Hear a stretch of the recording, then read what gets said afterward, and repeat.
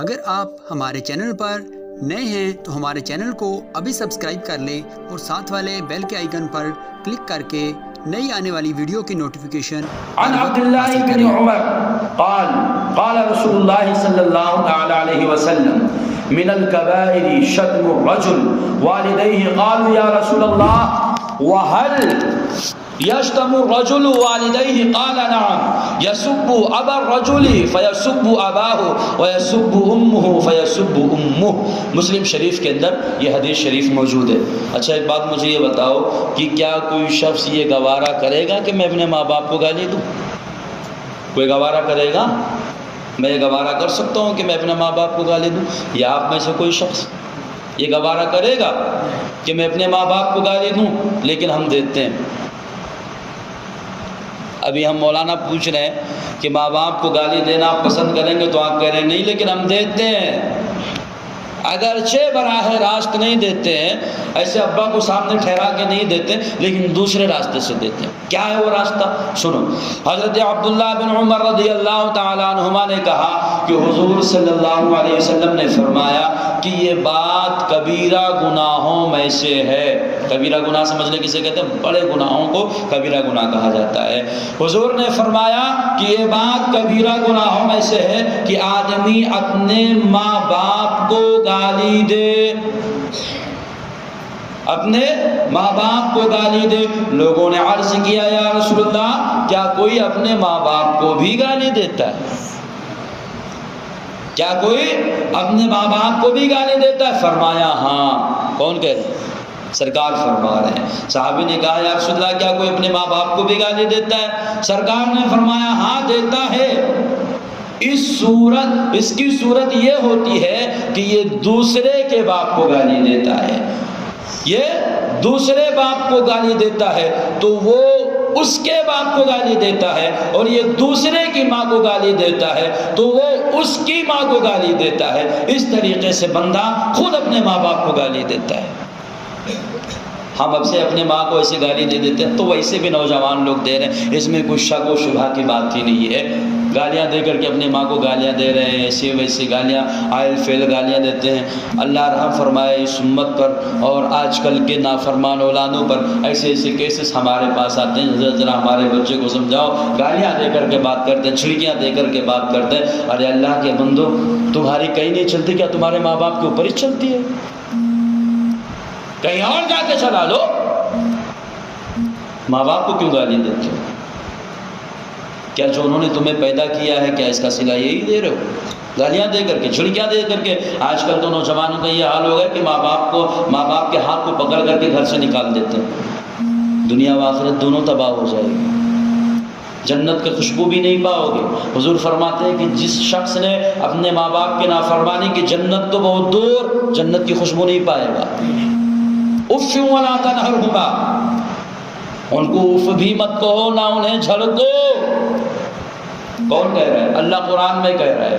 اگر ماں باپ کو جھڑکتے ہیں، ماں باپ کو اف کرتے ہیں، ماں باپ کو گالیاں دیتے ہیں، ماں باپ کو مارتے ہیں، ماں باپ کو گھر سے بے گھر کرتے ہیں، اور تو یہ کس کے حکم کی نافرمانی کر رہے ہیں؟ اپنے رب کے حکم کی نافرمانی کر رہے ہیں. اور جس نے اپنے رب کے حکم کی نافرمانی کی اس کا بیڑا غرق ہے، دنیا میں بھی اور آخرت میں بھی. حد تو یہ ہے کہ اپنے بدولت تو کچھ بنتا نہیں، ماں باپ ہی نے جو کچھ بنا کے رکھا ہے اسی پر اترا کر کے انہیں گھر سے نکالا جاتا ہے اور کہا جاتا ہے کہ تم نے ہمارے لیے کیا.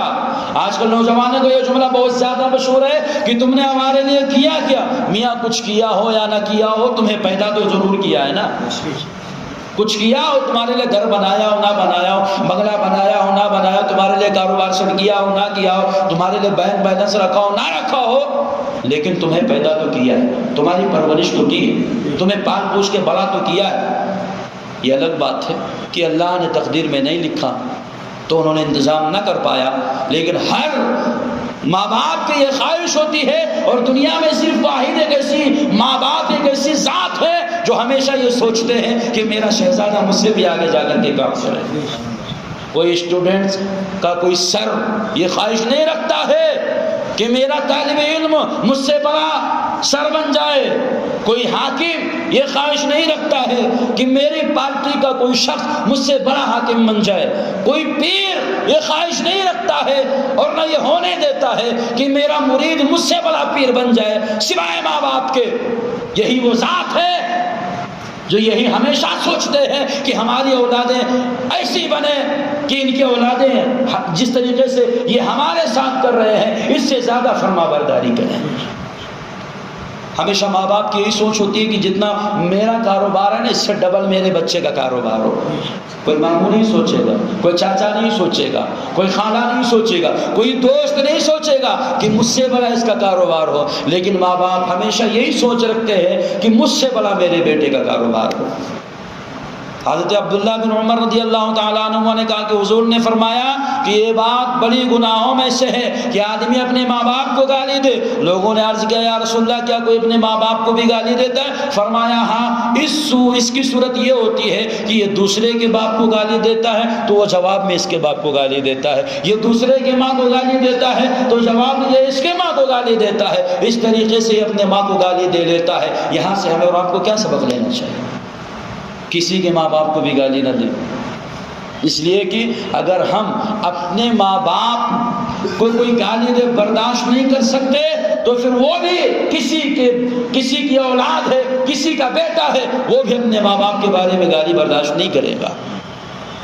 اگر ہمارے ماں کو کوئی گالی دے تو میں برداشت کر سکتے ہیں، یا آپ کے ماں کو کوئی گالی دے تو آپ برداشت کر سکتے ہیں، آپ کے باپ کو اگر کوئی گالی دے تو برداشت کر سکتے ہیں، نہیں کر سکتے تو پھر آپ دوسرے کے باپ کو دو گے تو وہ کیسے برداشت کر لے گا بھائی؟ آپ دوسرے کے ماں کو گالی دو گے تو وہ کیسے برداشت کر لے گا؟